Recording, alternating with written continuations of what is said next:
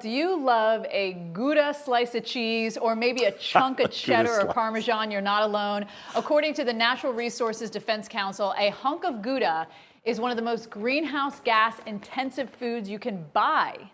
I actually had some horseradish cheddar this weekend, which was epic. Wow, anyway, I digress. Now a pair of fifth generation farmers are hoping to minimize the impact the dairy industry is having on the environment. Joining us live to talk about how they are doing this is New Mexico Milkmaid Tara Vanderdusen.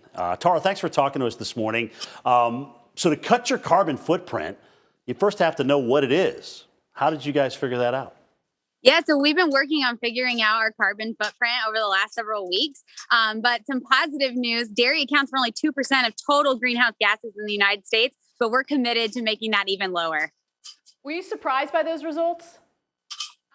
No, I mean, that's our national number is 2%. We have reduced our carbon footprint over the last 60 years by more than 60%. So we have a long track record of improving our carbon footprint, and we have huge goals set for the future industry-wide.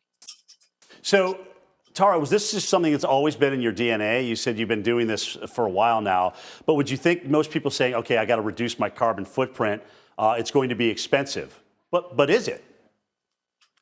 No.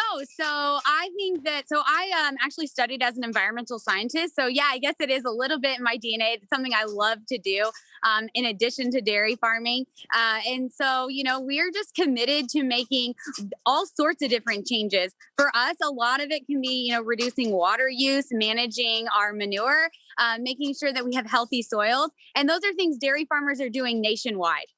Okay, so let's talk more about that because livestock is looked at as a big contributor to the climate crisis, but dairy farmers are actually some of the best at recycling water. Why is that?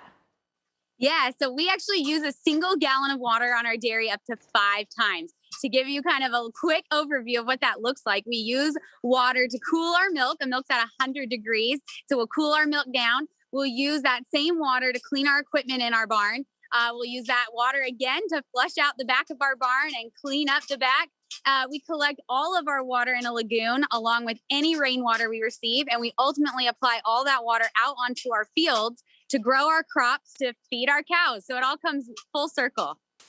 Tara, I just love talking to you. You are so, I know, the energy, you are so I love the jacked passion about your material this morning. I mean, this is just crazy. Yeah. So let me ask you, going from what you've seen the last few years, is there more of a demand, the same, or less of a demand for your products?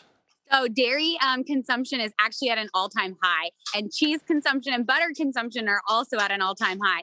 So some really great news, and that's really why the entire food supply chain in dairy is committed to the future of lowering greenhouse gases.